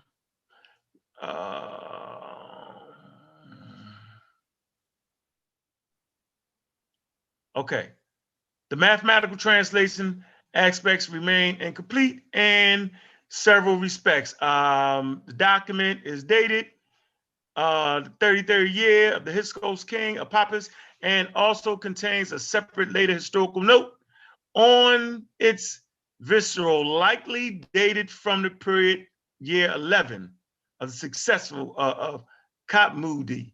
It says in the opening paragraphs of the papyrus, Amines presents the papyrus as giving accurate reckoning for inquiring, giving accurate reckoning for inquiring into things and the knowledge of all things, mysteries, and all secrets. So if you want to understand anything, you want to understand all things, and you want to understand all the mysteries, you probably just need to understand math, y'all. Now, how simple is that to understand? Let the ancestors speak. This ain't me just saying that. I ain't just making that up. I ain't just jumping out the window. You know, I ain't bringing you something that quote unquote this European. I'm taking you back to Mama Africa. This supposed to be Black History Month. Then keep it black. This supposed to be Black History Month, and let's tell the truth. Let's tell the truth about what our ancestors did and did not do. Yeah, they had their beliefs, and yeah, they had their, what you want to call spiritual, they had all of that. But what they really had that was really substantial was their math and their medicine that was scientifically based. They wasn't running around giving out herbs like y'all trying to act like they was doing. They wasn't. They was trying to figure out ways to do it, and they had the methodology to it. And the methodology now is in the history of the scientific method, man. That ain't hard to understand. That ain't hard. That ain't misconstrued, right? So all y'all running around how about natural this and natural that. Well, if you want to learn about nature, then you learn nature through the scientific method. And if you learn nature through the scientific method, then you're doing this what our ancestors did, because our ancestors was the first to embark on the scientific method. They was investigating nature. They was having scientific-based medicine. They wasn't just running around, take 2 herbs and call me in the damn morning. It's not what they was doing. And people are misrepresenting that, not only in Black History Month, but they misrepresented it across the board, period, on what our ancestors was actually doing and the heights and the levels that they actually had reached. Screen is acting crazy. I think it's because of their beliefs, bro. I think it's because they believe in something, they try to prove that something to be real, instead of just looking at the information for what it is. That was one of my problems. I was trying to prove what I thought was real, instead of just looking at the information. But once I started looking into the information, all that changed. You know what I mean? Yeah. Yeah, you're right. But we're in a pandemic, bro. So do we trust organizations we've been with for years, or do we trust the data? We trust the data, yo. We know Farrakhan and them they're not caretakers of science. And so you don't ask them about things that deals with science. You don't ask them for medical advice because they don't have scientific-based medicine. Our ancestors, at least some of them, had scientific-based medicine. We know where inoculation comes from. It's in the Sahel. It's in West Africa. It's in Ethiopia. We had that all over the spot. We brought that to North America. We've talked about that in nauseam. And so I'll be remiss if I didn't mention Onesimus. And how, y'all can look it up. Slave colonies were already inoculating themselves while white people was getting picked apart by the variola virus. The variola virus is what gives rise to smallpox. They was being ravaged with it in the 1700s. They ravaged the Native American population. If the Native American population would have had the signs of our ancestors, they wouldn't have got decimated, and they would still be here today. The Europeans didn't just beat them up fighting. That's not how they went. They wiped out their population with infectious disease, not on purpose, and then on purpose sometimes. So you know what I'm saying? So that's the gift that keeps giving. And so slave colonies in North America were inoculating themselves before the European was in the Americas. And we know it's by reading the story of Onesimus and how it was an outbreak in 1704 or 1703. And they was wondering why the Africans wasn't running around looking crazy, why they were so cool and chill. And so Onesimus, Cotton Mather asked Onesimus, like, what's going on? Why y'all not necessarily worried about it? And Onesimus was like, man, we ain't got to worry about that. We took care of that in our homeland in Africa. He was like, what do you mean? He said, well, we do this. We take some of the pus from the actual blisters of the smallpox and we put it in a cut on our arm, right? We get sick for about a week, three days to a week, right? And then we good. We don't get sick no more forever. And he was like, oh, really? And so he writes back to England and he's trying to figure out, like, have y'all heard of this anywhere else? And they writing back and they say, yeah, we've heard of this. Maybe they had it in England, maybe. And then maybe they had it in China, right? China is where they took the smallpox scabs, crushed them up and blew them in your nose, okay? And there maybe been a Greek woman in Constantinople that kind of did it. But what they didn't have was they didn't have a scientific study on it. And so when you talk about anti-vax community, the anti-vax community grew out of that. It grew out of Black people invention. I argue the fact that inoculation was the greatest invention to humankind. Greater than what the Egyptians ever did, right? And greater than what anybody ever did, because it's the gift that keeps giving. That's my argument in Black History Month, that the West African brought to the Americas the greatest invention known to mankind, which caused the European to study that and end up 75 years later coming up with what we call vaccinations, or your first vaccine, based off of taking smallpox, not smallpox, but cowpox, right, from cows, because it's in the same family, okay? And putting it in a way where you get the needle and the vaccinations. Right, that's your first generation of vaccines. We're spurred on your second generation of vaccines, which spurred on what we got right now, the mRNA vaccines, which everybody is afraid of based off of misinformation and not having scientific literacy. And so it's the gift that keeps giving. And so for the first time in human history, they get their trials, whereas though out of 40 people to take the inoculation, the African style, one died. 2 out of every 7 people died that didn't get it. And so this is your first case study in the history of mankind. And what was the response of Europeans? They come up with the anti-vax movement. They called it niggerpox. That's their response to high-level African medicine. That is high-level, groundbreaking science in the 1700s to actually inoculate yourself. So these brothers and sisters understood back then how the immune system worked based off of going through a litany of pandemics over 350,000 years of African history.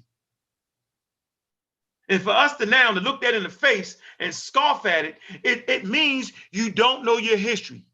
It means that Black history really didn't mean anything to you for the last 100 years or however long it's been in play. You wasn't really listening. And for everybody to say the white man's science, you're not really studying history and you don't know your history. So to tell a lie, it's not telling Black history. It's called the Black lie. It's called the Blackology. Blackology is dangerous because it takes you back to the Stone Age. It takes you back to the 50s. So you use your Blackology and your Black power, that was needed in the 50s and the 60s. Stone Age culture was needed in the Stone Age. But right now we're in the space age. They got probes on Mars. They got mRNA vaccines. They can make them in under 2 years. In a year, they can do it. Matter of fact, they had the vaccine available, right, ready, right there, before the virus even made it to the Americas. So based off of global warming, right? I think it was either CK or Sheffrin. One of them I think it was CK, talked about the ice melting and how new viruses will start to be released. Man, human beings got to be able to make a vaccine fast. Left to y'all devices, y'all be waiting on the 10-year thing. Y'all be dead running around here. All y'all be sick and crazy. So we be going back to work soon after everybody get vaccinated. So the 50,000 members of the Nation of Islam, y'all in trouble. And see, that's not funny, right? It's not a shot, it's the damn truth. that they in trouble if they follow that madness. And so what I would like to say is, once the old man retires, or whatever happens to him, right? Then they need new, fresh leadership. And that's the message I really want to bring today. Like, if the organization could be a great organization if they get away from the cult type of leadership when no one can challenge. Then no one can challenge what is actually going on. That's called cult leadership, where one person has to say, and the thought process is stuck on one person being right. That's not science. That's not being African. That's just being plain old stupid. There are hospitals now that their staff were being decimated with the coronavirus, and the stresses on the medical system was happening because the people that worked there couldn't get to work because they were sick. Because they was coronavirus up, they couldn't make it back to work. And then when the vaccine came and they made them take the vaccine, the whole staff, then they had immunity, the whole staff. So now, out of the whole staff, where it was 150 workers and half of them being out, more than half of them being out, now you might get maybe eight to 5 people get sick now. So it's working in real time, but the pseudo is still crying that it's going to kill us, it's not going to work. So the pseudo, when we all go back to work, all vaccinated up, and we ain't tripping off of coronavirus no more, the pseudo will still have something to say, and y'all gonna let them get away with it. Crazy. Yeah, it's crazy because when I got my second shot, the pharmacist told me to make sure I keep my card, because she was like, yeah, they probably gonna require that pretty soon for you to fly and everything else. So I'm like, yeah, no doubt. So I got mine laminated. But yeah, to your point, man, that's real talk. You know what I mean? Like, you don't want it to interfere on, you don't want your pseudoisms to interfere with you providing for your family. That's when you're crossing the line.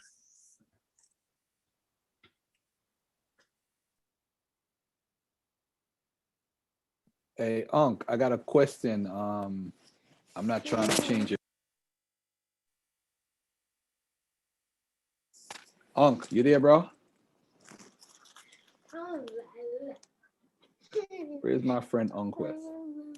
All right, if Unc's not here, I'm not familiar with what the Nation of Islam did as far as your Unc froze out, so he dropped out. I'm not familiar with what the Nation of Islam did as far as the pamphlets. Can one of you guys explain to me what they did? Because I'm not aware of it. As far as the vaccine, he said they're handing out pamphlets. So what are they doing? He mentioned it earlier, right? So I'm not clear. I'm talking about personal. What's the question? What was the question? I was asking, what are they doing? Are they like selling their newspapers and also selling the pamphlets for money? Is that what they're doing? No, they just giving them out. Yeah, And they the took the pamphlets information on the website. They took the information off the NOI website regarding vaccines and put it on a pamphlet and are passing it out in the Black community, telling people do not take the vaccine. Based on the information off the website, which is questionable information, is very suspect and not even accurate. And then they told a line to try to make it seem like they're not really trying to insinuate something, but they are. What they are trying to insinuate is to not take the vaccine. Hey, Sean, you got the actual thing? Yeah. You got the parent show that, because they ain't insinuating nothing. They saying don't take the damn vaccine. You know what I suggest, bro? You know what I'm saying? They're not clear. Y'all need to draft up a and I'm serious, by the way. Draft up a memo and email it to them, straight to the Nation of Islam, right? And then CC everybody else, CC the entire community, the scientific community, so that we can put a spotlight on them more than what they're getting right now. Because I don't think the Black community, because the conscious community is 1% of the 1% of the Black community. So all I'm saying is, if they're putting out this information, that's not only that's pretty cut and dry, because they're respected. Farrakhan is respected as a speaker. Like, where whatever he says, people follow that craziness. You know, I mean, I've been waiting for a cashless society from Phil Valentine. We ain't even talk about, I don't know if you guys spoke about him earlier, and Bobby Hemmett. You know, I've been waiting for a cashless society for over 20 years. I've been waiting for all these different changes to happen with Wall Street. Never happened. But all these prophecies and all these predictions don't come through, but then they come back and switch it up. You know, it goes back to the mindset of a savior or somebody coming to save us. So Farrakhan now is riding on the white.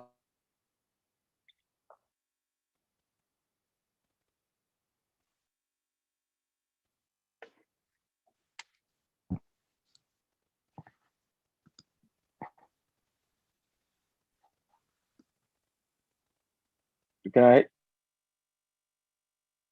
You know, he cut up. Yeah, I thought that was me. Was it me? I thought it was me. Nah, Garfield cut up. Garfield went off. So, okay, so that's that pamphlet right there, right? Put that pamphlet back up there again, Sean. What it say? What the title say? Farrakhan warns, do not take the experimental vaccine. Right. So he just lied. In the middle of Black History Month, in the middle of a pandemic, he lied. And we're not supposed to say nothing. We supposed to get that pass out because they've done so much in the past. Where's they Black History?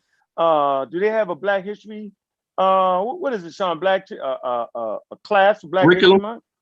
Curriculum? I don't know if they do. I asked the question and I didn't get a reply. So, you know, I figured that people who were probably associated with the NOI would be able to, at one point in time, be able to tell us if they teached Black history during Black History Month, and if they did teach it, what type of history were they teaching?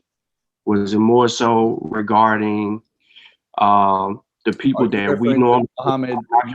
Muhammad of Islam, University of Muhammad? No. Muhammad University of Islam? Yeah, they teach Black history back in the 90s from what I used to see. So they used to. I don't know what they do now. But what type of Black history? I mean, the basic stuff. I mean, I wasn't blackity black when I was back then, you know. But, I mean, you know, the Nation of Islam rendition of history is a little bit different.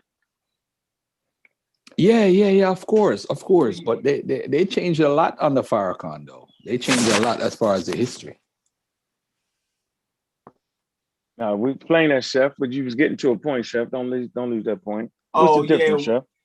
The difference is, if you're teaching Black history and your doctrine contradicts Black history, if your doctrine teaches that Black people are Asiatics and come from a tribe of Shabazz and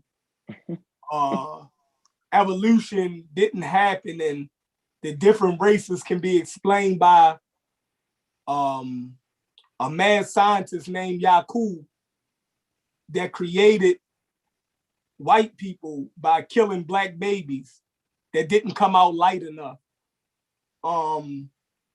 That the reason why Black people features are rendered as such is because of a curse and disobedience to God, that our features were disfigured because of sin or disobedience to God, that we didn't originally come from Africa. We left around Mecca in Western Asia and moved into the jungles of Africa.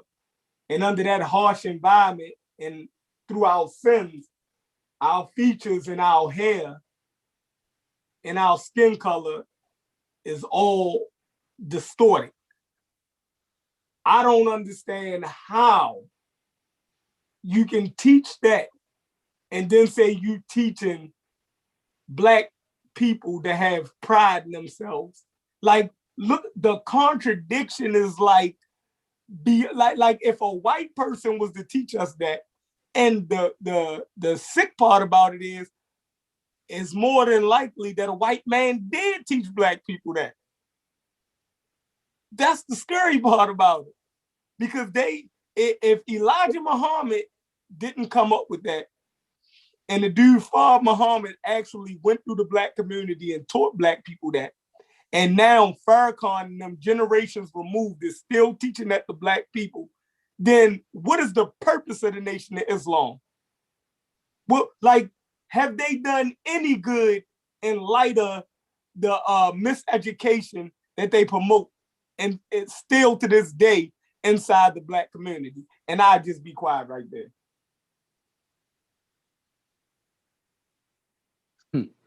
Oh man, I tell you. Woo! It's getting hot in here. No, I want to bring a source. I'm gonna really heat it all the way up. I'm gonna double down, triple down. Tell you how serious I am. Remember what's his name got his debate in 12 minutes. So all right, good. So we can finish it off with this. This is perfect. Perfect. I need my popcorn for that. This is perfect.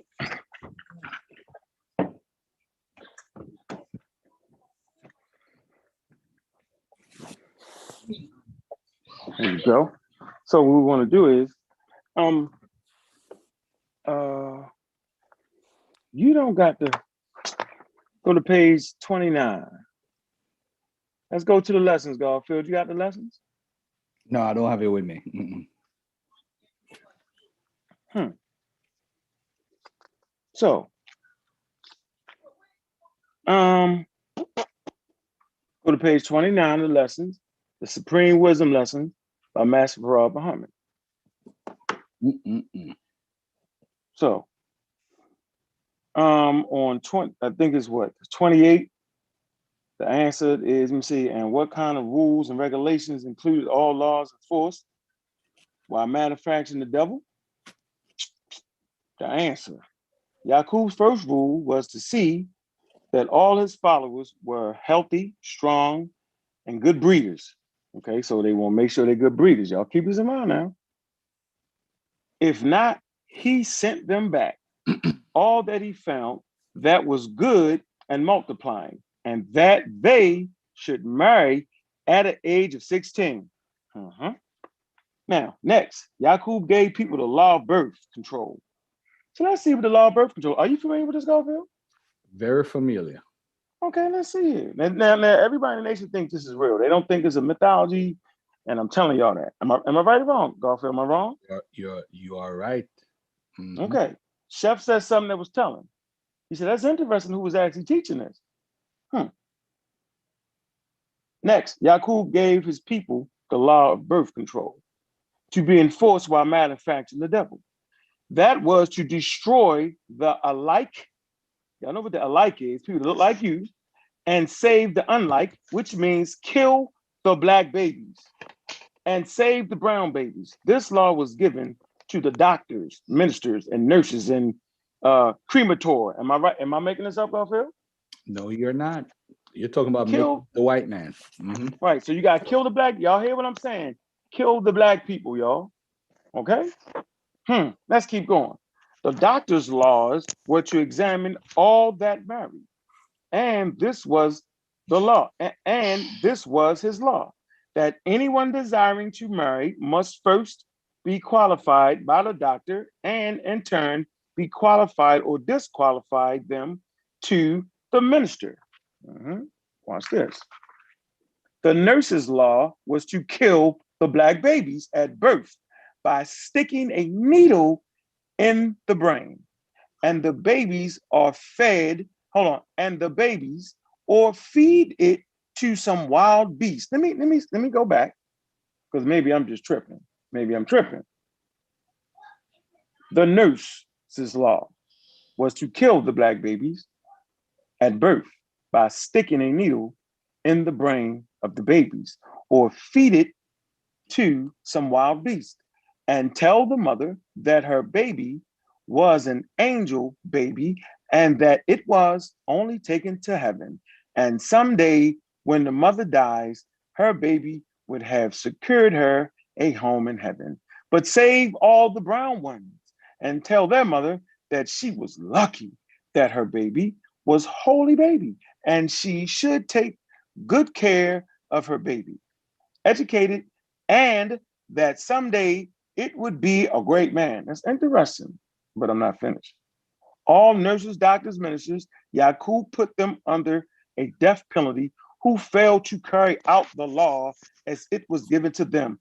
Also, the cremator who would burn the black babies when the nurse brought it to him. Oh man. Also, death for them if they reveal the secret.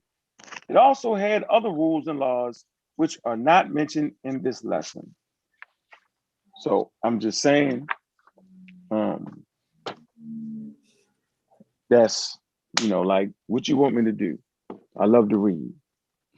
Who When they gave you started- the lessons, bro? You're not supposed to have them lessons. Who gave you the lessons, bro? I mean, people kept talking shit in the middle of a pandemic. When I'm just simply saying, man, it's anti-science. And I'm just might as well just finish it up. Like, I just want to read the doctrine now. I'm just trying to see like what's good with this. Like what it like why? Like why the black babies? Like, and I'm trying to figure out how come nobody ever talked about that before? Like, what's the joke in this? Garfield, how come you never mentioned that, Garfield? You knew about this. Why you ain't? I'm just curious. Why not? That's it. That's it. Message to the black man. That's clear as day. He talks about the making of the white man, of Yaqub. It was very interesting. It was very intriguing. It was very interesting. I thought that, wow, this explains a lot. But you know, you can't blame Farrakhan. You know why? I'm not blaming. I'm not blaming because the person who taught them, what did he look like? Is the camera on? That's a good point, Garfield. But I don't understand why you think you can't blame Farrakhan. Hold on a second. But when he left, wasn't around anymore, who became the top minister? Minister Malcolm X, right? A light-skinned dude that they call Red.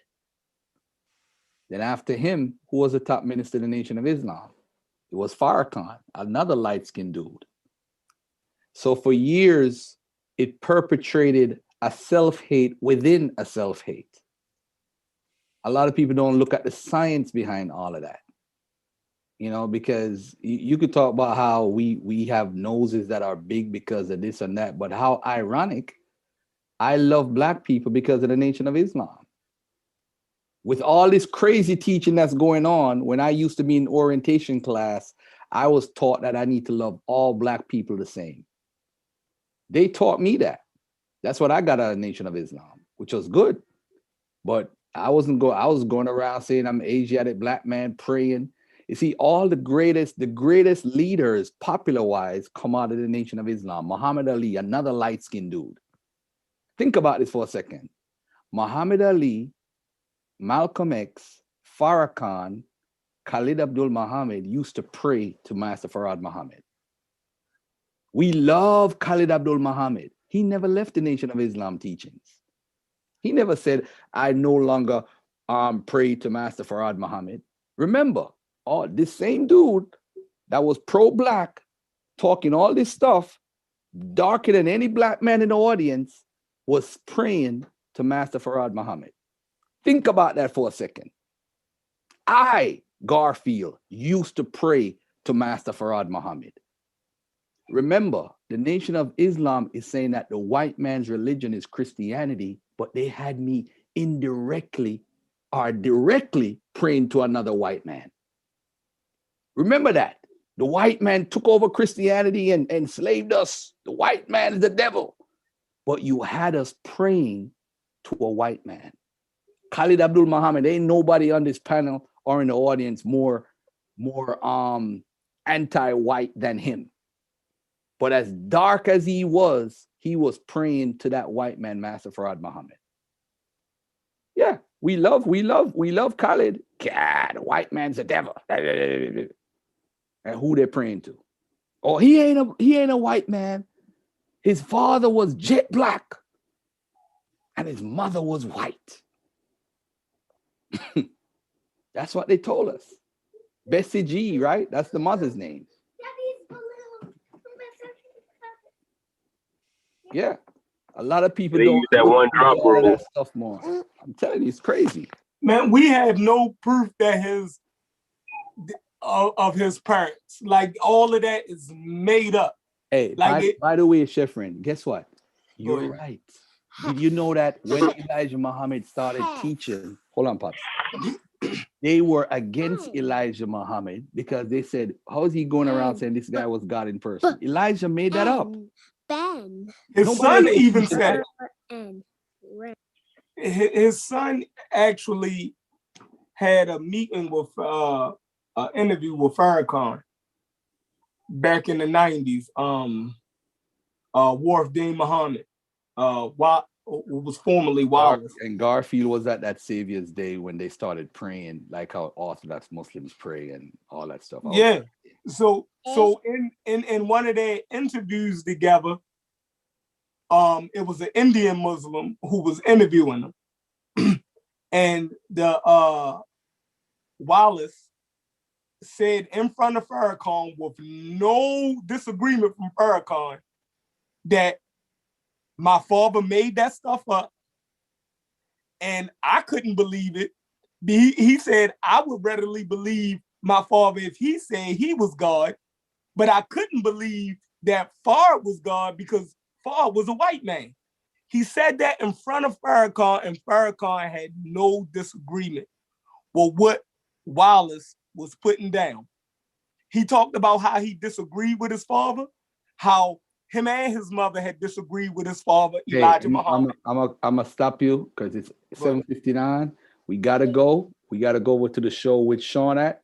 Sean put the link in the chat. Let's head over to there to watch this debate. Peace and love, family. Pseudo Killers, thank you for coming on.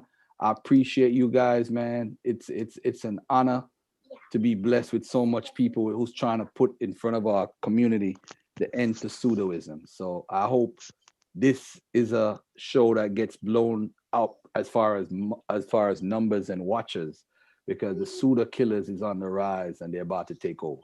All right. So death to pseudoisms. Peace. We out of here. Thank you, brother Ankh, Sheffrin, Kent, CK, Truth Ministries, Malcolm, Ankaket. I thank you, my brothers. Peace and one love. Peace. Peace. That's right.